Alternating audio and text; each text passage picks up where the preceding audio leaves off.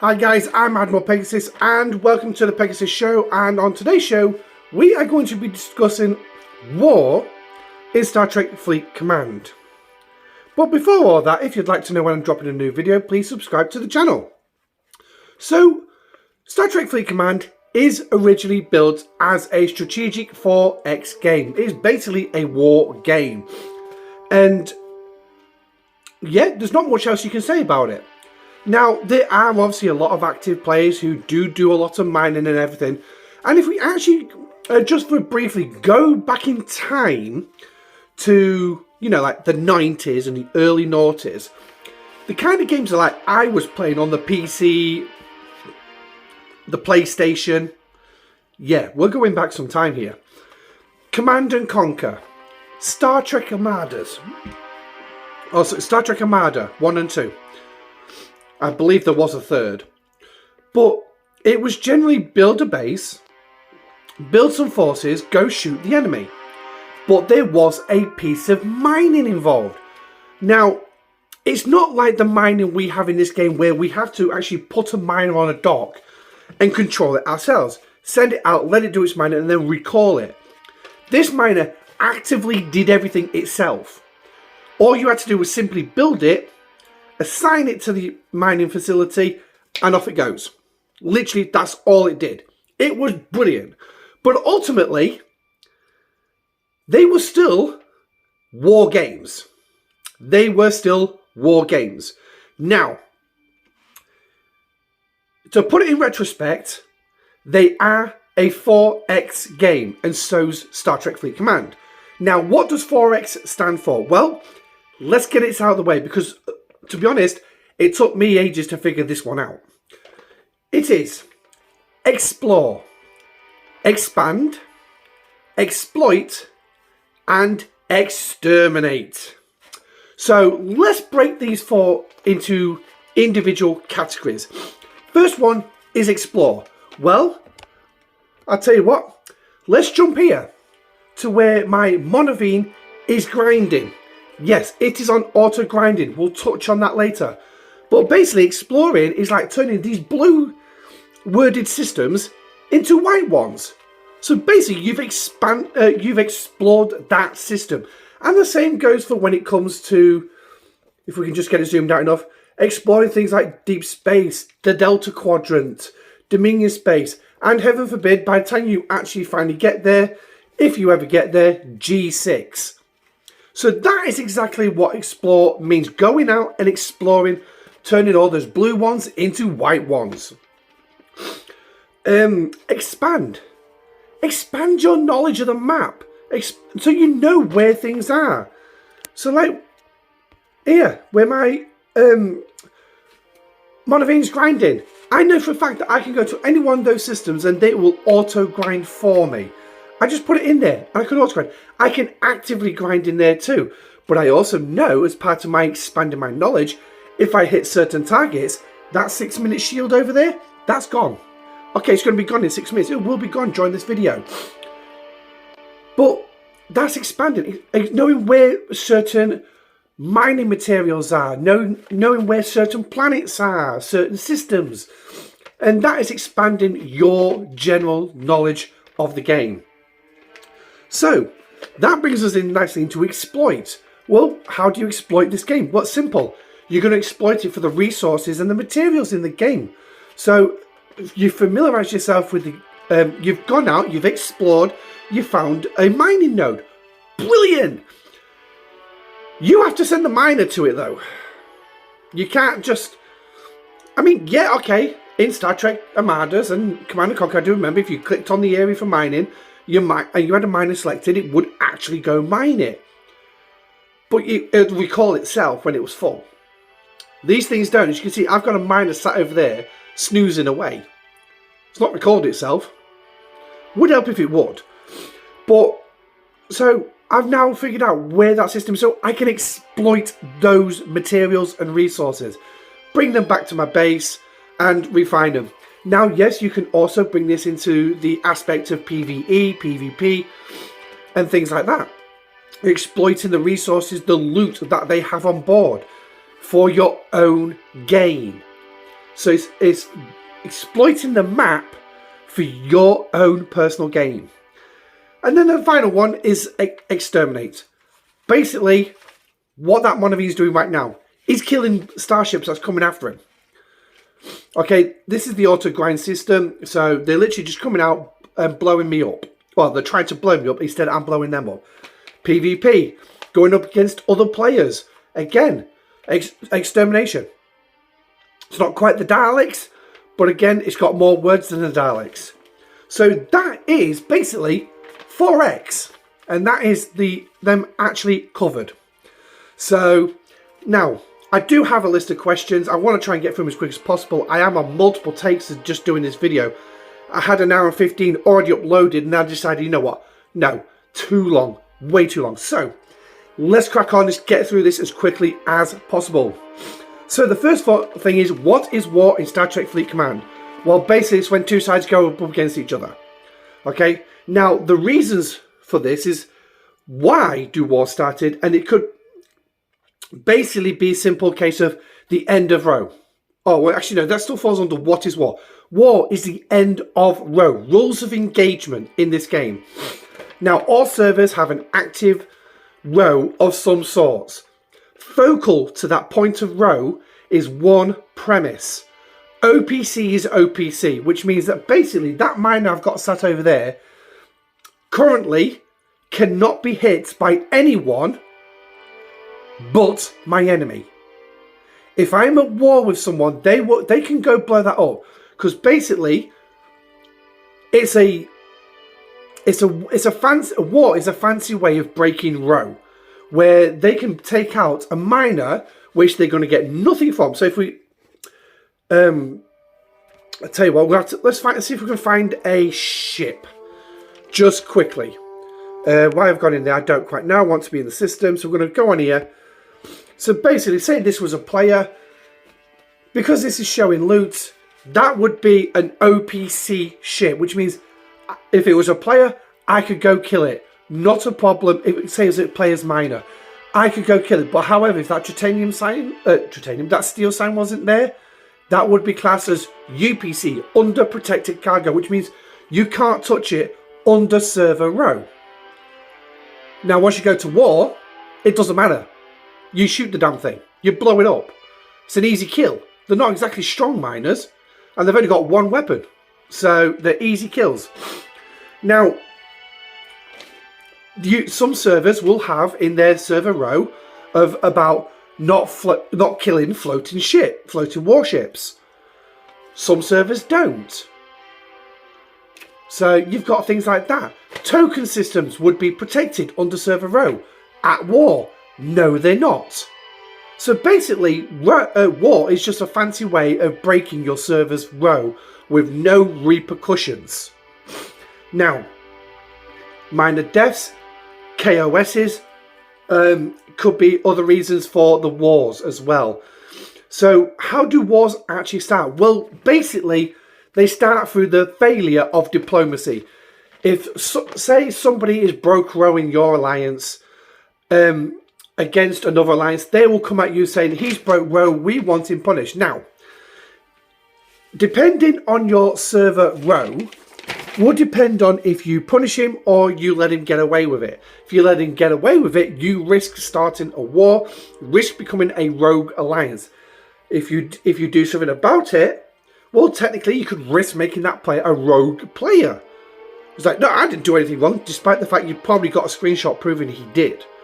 So usually it's the failure of diplomacy. Or there could be other aspects to diplomacy that just basically results in war.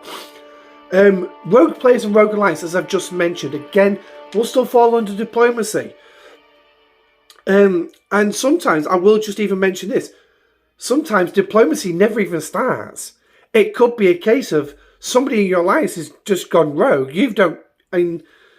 Nobody said out to you, and they'll just come at you. And that other alliance will just come at you and start smacking your ships. And you're like, what are you doing? We declared war on you because so-and-so's a rogue. Why not come to us and tell us? So, but you do get things like that. Now, Another reason, and the perfect example for this one, is server 20, Rev Juice's server. Boredom. Literally, boredom. What are they now? 4 years into a server-long war for the top alliances?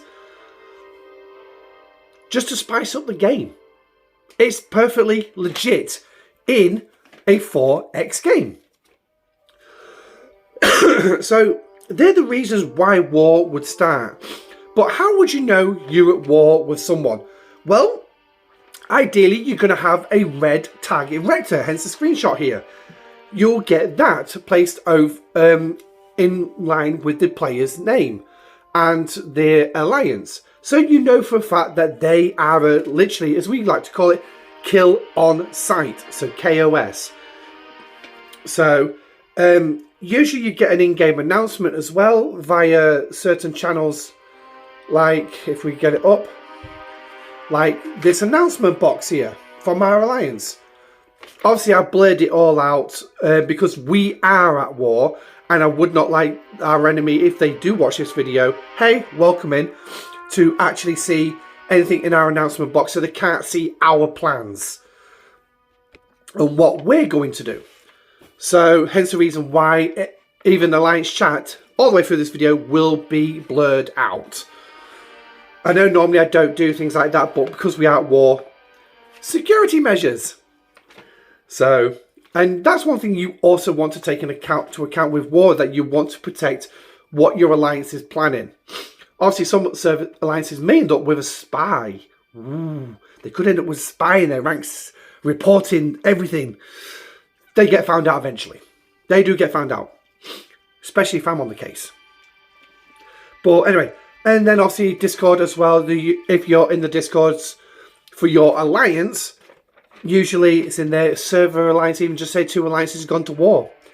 So, but again, another reason why as well, someone just blows your ship up. Why are they blowing my ship up? We've gone to war. Did you not see the announcement? No. So, there are various ways that you will find out who you're at war with and why you're at war if your command actually talks to you. So how do wars end? Effectively, they don't. It's usually a stalemate, a standoff, or a cessation of hostilities. That is literally it. But wars in this game never end, because there's always going to be something that's going to start a new war. Always. It doesn't matter how peaceful you say your server is, guaranteed it's not. There will be something that's going to start a war somewhere. There's going to be 2 players in an alliance bickering over who got the node first. There's going to be conflict awry in this game no matter what. But ultimately, the cessation of hostilities is usually when the goals are achieved. So either you've brought the rogue alliance or the rogue player to boot, you've beaten them down so that actually, yeah, okay, fine, we're not going to take any more of this. Or, yeah, or it'd just be a case of, you know what, like, nobody's going to win this. Let's just call an end to it. And both sides agree, yeah, fine, let's just end it. It's not exactly doing much, is it? So, it's when, ultimately, it's when they achieve the stated goals, but ultimately, wars don't actually end in this game. So, I know that sounds like a contradictory, but you ask anybody on the server, has your server had a war? Yes. I guarantee, except the newer servers, some server has had some sort of a war, and there's always tension boiling. And Galaxy Chat is a hive of toxicity on a lot of servers, and that is another reason why war starts. Is a toxicity. It could be a case of somebody's insulting a religion, a sexuality, it's literally what players believe will be a breach of Scopeless TOS. So they report it, nothing's done, so they take the matters into their own hands. So now, tactics in war is pretty simple, really. If you have an organised alliance, you will have tactics. You will have like somebody who will go, maybe a team of players out of your alliance who will keep an eye on the territories. patrol your territory. Any hostiles come in, you're going to shoot them. Go over to the enemy's territory and go pop them as well. So you can have things like that. Or you could have like players searching these unclaimed systems, these independent systems. So yeah, you could just have all that. Some players searching Rogue, Federation, Romulan, Dominion space, Delta Quadrant space. So you could literally have players out searching everywhere. Territory fights, as I've just mentioned, you can have fights in there. Joint active takeovers as well. So they could come and interfere with your takeover. And given the fact that we have this season pass now, it could stop you getting points. Because if you are killed, well, you don't score points. It's that simple. If you manage to get your ship back to your dock without being killed after a takeover or during a takeover, you score points. But if somebody shoots you and kills you, no, you don't score points. So it could be simple things like that. Or it could be a case of you'll actually just unhinge all your territory and you go kick the enemy out of their territory. It could be something that simple. So there are various ways. But ultimately, a tactic in war is literally to stop the enemy alliance from making any progression in the game, or just generally slow it down. So it could be a case of literally popping every single miner you see. It could be going into the Delta Quadrant. I did it today. Not the Delta Quadrant, sorry, Dominion Space. I saw someone in there with an Enterprise. What did I do? I shot him. Because we're at war. Now, his Enterprise was no match for my Borg Cube, but he could have easily called somebody in to shoot me. And I would have no objection to that because we're at war. Obviously, if I saw a big ship coming in, I'd run like fuck. I'd run. I wouldn't bloody sit there. But I'm guessing he wasn't actively watching his ship because I managed to come up next to him and blow him up. So that is like a tactical war. It could be a case of you just see them, bang, thank you, off I go. And I'll get on with my stuff. And believe it or not, once I blew that ship up, I was still able to grind out. So I'm guessing the guy was offline. Otherwise, he would have said, I've just been shot here. Somebody would have come in and killed me. So, and then come and taken all my TDs off me. Because I probably wouldn't have seen them until late. But yeah, so it's just generally stopping people's progression. Or slowing it down as much as you can. So, I mean, free-to-play players already have a slow progression through the game because they won't spend any money. Spenders tend to just sort of like speed through the game anyway due to the vast amounts of money they're spending. So, but in a war, they end up spending more anyway. So how do we actually fight a war? Well, there are your ships, for starters. Okay, your ships. But your primary way of fighting a war is going to be with various crew loadouts. And this is the primary one. Freeman, Honor Guard Wharf, and Lorca. Now, this is the third alliteration of... No, actually, let's stand corrected. Fourth alliteration of PvP. Because when the game first started, it was a case of... There was various officers, like you've got Nero, you've got Kirk, you've got Marcus, you've got Khan, you got Joaquin from the original lot. Well, obviously Joaquin was added when Augments came out, and the Franklin. But you had all that, and so you literally had to muster a crew to put on your ship. Then Scopely went and added Honor Guard Wharf. Here comes alliteration 2, Honor Guard Wharf. And it was literally his officer's ability that literally made him an absolute killer in the game. And literally changed the tide. Third alliteration. Strike teams. Yep. Scopely brought in strike teams. And the officer that really actually battered it was Strike Team Una. With her officer's ability of reducing your shield mitigation. So originally she was aimed at explorers, but she had it changed to any ship. And then finally we come to the alliteration of Carol Freeman. Now, Scopely was warned she was going to be OP, the maths didn't add up, she was going to be way too strong. Scopely didn't listen and still brought her in. Now, luckily, anyone who was prepared to spend $20 on the Elite Battle Pass that month was able to unlock Cowell Freeman. But ultimately, that's your primary loadout. So that means it comes down to ships, research, and artifacts. Obviously, Freeman can still take out a stronger ship, but if you've got a Freeman versus Freeman, exact same loadouts, it's going to come down to the stronger Freeman. Or it's going to come down to the firing patterns. Yeah, firing patterns make a big difference. Because obviously Freeman's captain's ability is increasing the number of shots that you fire. So if you've got 4 shots out of one weapon, you're now firing 8. And with Honor Guard Wharf proccing, Jesus Christ. And then you've got Hull Breach off Lorca, you're kicking one hell of a critical shot on each single shot. Which is going to do some serious damage.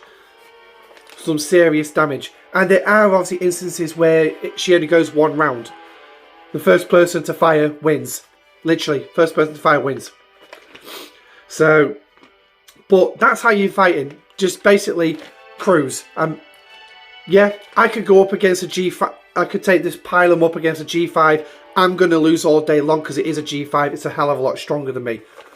But, yeah, just watch your loadouts. So, is there any point to fighting a war? Well, ultimately, no, there isn't. Because, like I say, wars don't end in this game. Wars don't end. But, to put it bluntly, right, rogues never learn. If they're a proper rogue, they never learn. They just calm down for a bit. They'll take the punishment, join an alliance, stay quiet for a little bit, and then they'll pipe up again. Something will cause them to pipe up again. People will leave your alliance if the war goes on for too long, or in the worst case scenario, they will leave the game. What? You're forcing people out of the game. You're stopping their enjoyment of the game. But technically, that is a reason for war, to slow people's progression. Not a lot of people like that idea because it ruins their enjoyment of the game. And if you ruin people's enjoyment of the game, they have a tendency to leave. Scopely's already doing enough of that with the fact that they can't fix the bloody lag in this game at the minute. So, and then the third option is the game's model. It's primarily centered around spending. Yes, they want you to spend money to make yourself stronger than your opponent. However, there's a catch. They're going to spend money as well to make sure they stay above you and stay in front of you. Yay. So, now, put it down to simply, right, if you remember the episode from Deep Space Nine where Quark's cousin Gaelic came to him with a proposition, but it meant Quark had to become an arms dealer. Well, he was a host for an arms dealer. And this arms dealer was a human who was selling to both sides the exact same weapons. Ferengi rule of acquisition. Can't remember its number, but there it is. War is good for business. Absolutely. Well, so's peace. But war pays more. So basically, for this game, your arms dealer is Scopely. But they're going to give you packs to make yourself stronger at rip-off prices. Yes, I do say rip-off prices because half those packs, in fact, most of those packs in there are not valued at $100. No way in hell. But that it is. So, yeah, Scopely is your arms dealer during war. Oi. So, next up, how do you defend yourself? Well, there are a number of ways you can actually defend yourself, and some of them are quite so simple. The first one is that recall button at the bottom. Recall your ship and get it home. Next one would be, as well, is going to be the discovery, which is going to be your summoning. I'm not going to press it because I'll end up calling one of them home. I don't want to just yet. But yeah, so you can summon your ship home. So as soon as you see an enemy, if you've got your disco out on dock and you've got it properly loaded out, which is this crew, which is let's do this. Rear Stamets, uncommon Q, uncommon, in fact, I tell you what, command officer. Just pick one of the 3 command officers available. So let's go to group. So you've got Giorgio, Saru, or Arium. That's one, Arium. So either of these 3 officers tied in with Stamets and Hugh. Stamets, obviously, is captain's ability, so you're going to want him as captain, increasing your cost efficiency. And then obviously it goes back, so take 6% off, because obviously we've got full synergy here. And then you've got Hugh as well, adding a further 25%. So making it a lot cheaper. Otherwise, I'd be looking at a cost of 333 to actually summon home, and that's with a level 45 discovery. Next one is out your dailies. I can't show you because I've already claimed them, but in your dailies for your base, you've got 24 hours worth of shielding. So don't forget to also make sure that you do your dailies, which will bring us into another question in just a minute. Another good one is also going to be cloaking devices. For when you're doing armadas, make sure you use cloak. If you know for a fact that your enemy is extremely active and they will hunt you down, they're watching those armada territories, make sure you cloak. Start your armada, cloak, and then run it through. Now there is another thing you can use as well, and I'm hoping, I'll tell you what, we'll put the pylon in on this one, because I'm not going to run this. I just want to show you this point. So coming on to here, so start the armada. So there that armada started. So what you'll be looking at through here is you click on, not click on that, sorry, hey, get off. You click on that, and sorry about that, I just had to let my alliance know not to attend this one. But as you can see there, you've got the ability to speed these up. Now, providing you've unlocked it via the Section 31 faction store. So once you've unlocked that particular favour, you will actually be able to activate Armada speed ups. So once your fleet, so organise your fleet first, start the Armada, get everyone in quick, get it, and then speed it up. So as you can see, it's got a 30-second timer. That's not very long for your enemy to react. Literally, if you're all in that circle already, it is not long for them to react. So, in all honesty, go ahead and use that. So there are various ways that you can actually defend yourself and still do various paths. The final way to defend yourself from war: leave your alliance. If your alliance is at war, you don't want to be part of that war.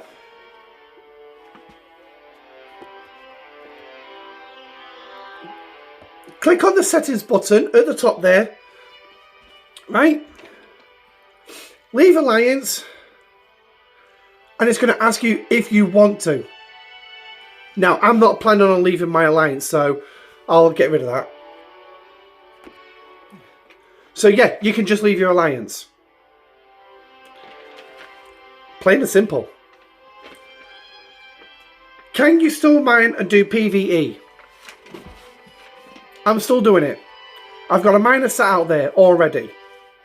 It's been sat on that node now for 3 hours, snoozing, because I've not reset it yet, because it's already at the maximum load I want it to be at. So what am I going to do now? Well, I'm just going to recall it, aren't I? There it goes. It's on its way home. So, yeah. But keep it simple. Alright? Keep it simple. Freebooters for Ops 38 and above. Absolutely, if you've done those researches, the sweep researches. So once you've got those sweeps, obviously, that's going to complete like your swarm and your FKRs as well. Mining, restrict it as much as you can. Go with your dailies. I mean, if we click on there now, obviously I've already claimed my dailies for the day, but your mining dailies in here, stick to your minimum. If you can do your Q's trials and get away with it without being caught, crack on. But keep it simple. But ultimately, yes, you can complete PvE and your mining. However, there is one massive caveat I have got to throw in here. You are going to lose ships. Accept it. Okay? You're at war. You will lose ships. So, for mining, use cheap ones, for God's sake. If you have those nodes in your territory, if you have territory, you've got those nodes, use them. If you get blown up, just send the bloody thing back in. Another good one to actually think about when you're actually doing this. Protected cargo. This is a full protected cargo load. As you can see, I've got bolstering from, what's his bloody face? Broccoli. bolstering ship's cargo, so he's increasing protected cargo. Dixon Hill is increasing my mining speed. Who else have I got on there? Just a third. Oh, it's an empty slot. But other than that, I've got DuPont. I've got T'Pring. I've got 3 of 11. Is she 3 or is it 4? 3 of 11. All increasing protected cargo. As you can, literally just look at this one. My protected cargo is 1 million on this. You can tell I'm nowhere near 1 million yet. I'm nearly there. One more node and I would have gone over. So which means then technically under server row anybody could pop me. But using protected cargo, yeah, another mining crew is going to be your Ferengi, Fess as captain, a Rock on the side, Quark on the side. All increasing mining speed. They are the fastest mining crew in the game. So absolutely worth considering them. Forgetting basics, just mine as fast as you can. My Monavine is out auto grinding. Someone pops it, repair it, send the damn thing back out. It doesn't matter how many times you have to send it out. If you want to complete your dailies, complete the stuff that you need, you're gonna have to accept you're going to lose ships. Accept it. Don't fight it. Don't cry. Go, oh, I just blew my ship up. Well, you bloody put it out there for work. If you want to make progression in the game during war without spending a dime, accept it. You're going to lose ships. Now, I will just throw this in here. For those of you Ops 40 and above, I would highly recommend making sure that you do your Monavine. I will highly recommend the Monavine right now, because if you're worried about repair costs, well, I can tell you now, mine's tier 5. That's what I'm getting per chest. That's more than what I will spend on PvE per day. And this is a 22-hour cooldown. And if I do enough of these scroll thingies, let's pull it. Then you'll see. Right? Come on. 7.8 billion. 7.8 billion on a 3 pull. Now, normally, if I'm doing it daily, I could only do the 2 chest pull. So that's going to be, what? 5.2 million. 5.2 billion. That's less than what I actually need for PvE and mining. So that 2.6 billion, that's a tier 5 Monavine. For me, 46 to 47, God only knows what's going to happen when I click that 48 in the next arc. Because next arc, I'm hoping, touch wood, I'll be going straight to 49. Oh, there we go. Chester's just popped my Monavine. So what am I going to do? I'm going to repair it and send the damn thing back out.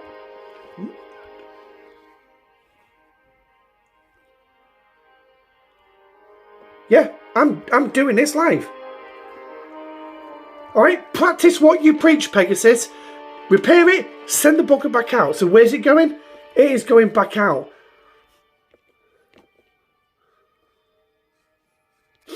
There we go. Off it goes. Send it back out. There's no harm in it. They're going to keep popping it. So what? It's the price of war. So just bear that in mind.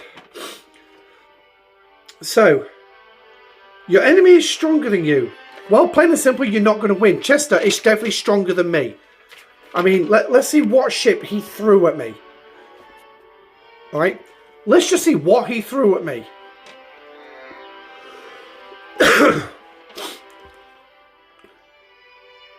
Corvus. Tier 3 Corvus. 162,000. I don't stand a cat and mouse chance against that. Not even with that PvP crew. It's the exact same one, but his is going to be stronger than mine. I guarantee his is going to be stronger than mine. Because he's a level 56 player. He spends every now and again.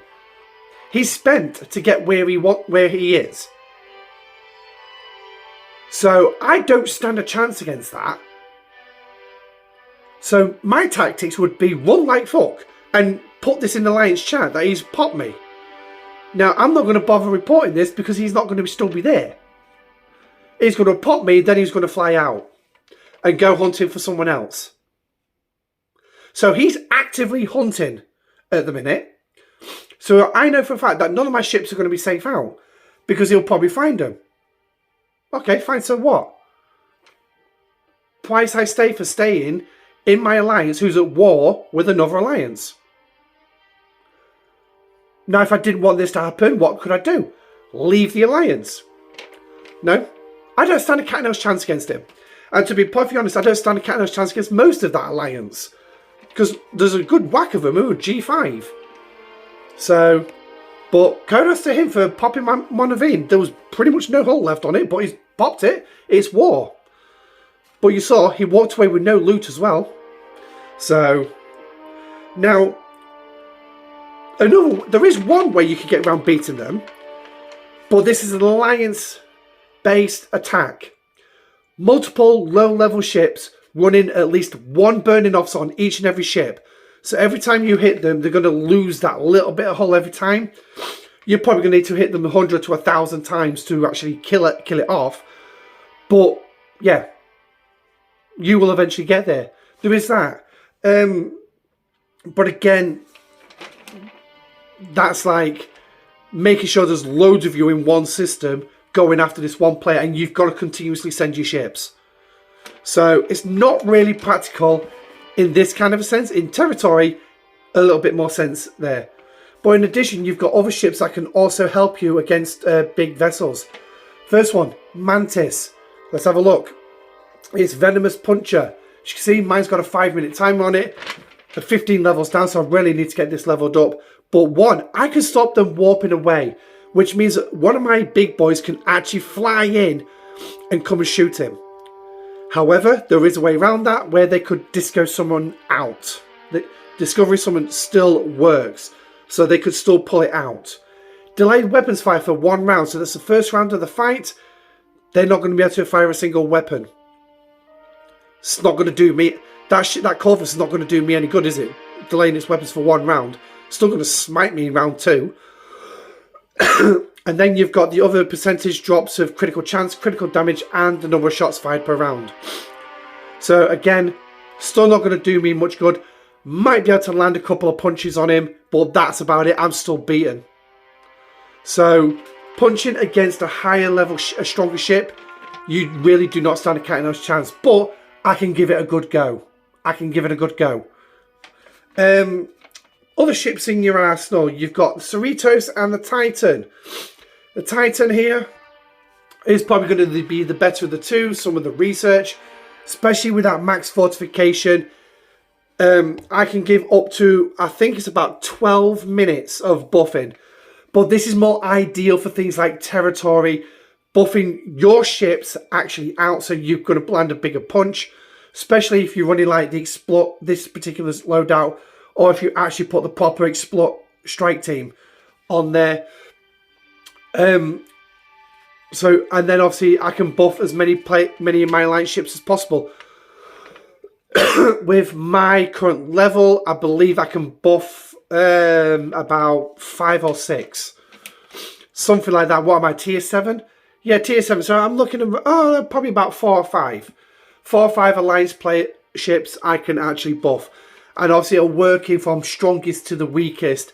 And if the strongest is already buffed by somebody else, it'll go to the next one down, and so on and so on. PvP research, and as well the Court of Q, which is going to give you various critical damage, critical chance reductions and boosts across the board. So, in all, right, war is just a fancy way of breaking server row. It's a minor shooting gallery, okay? Because pretty much most of the time when you go to war, alliances, most of their ships are going to be back in their base, hidden, turtled up, not doing anything. Unless you've got like mine, where it's out. Monavine's out. I might get popped again not long after this video is finished. Chances of finding my pylon? Actually, I'd probably say it's pretty slim because it depends if they actually bother to check that system. It is a G2 system after all. But yeah, so they're not really going to... Yeah. It's basically miner shooting gallery. If your miners are out, they're going to take them out. No questions about it. But ultimately, war... So, it does bring me to the final question though. Will Scopely help weaker players? Yes. Absolutely. Of course they're going to help you. $100, please.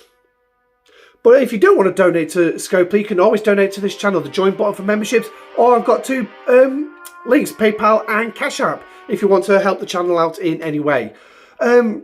Now, before we close off, because that's pretty much it, I do have one idea, which a lot of players are not going to be too fussed about, too happy with this particular idea.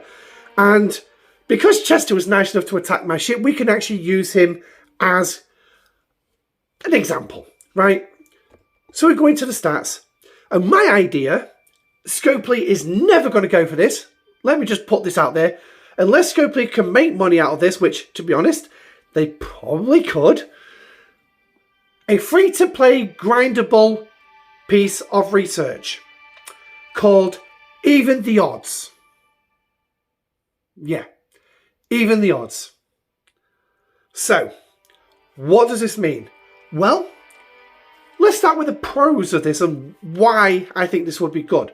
First one, a single level piece of research designed to impact the strongest ship in a fight. So, say I got this piece of research, right? What this piece of research could do for me, it could reduce his DPR all the way down to 2.4 million. Okay, next piece is going to be in the health section, and bring mine up, reducing his hull health and his shield health down to my level, so down to 23.6 and 13.9 respectively. Yeah, that's one hell of a piece of research. So then the fight literally comes down to the battle triangle, which in this case would be in favour of me being a battleship. Crews. Well, he's got the advantage on that one with a PvP crew. Research and artifacts. So it's going to add a little bit of strategy back in the game, but it brings the ships themselves to an even keel.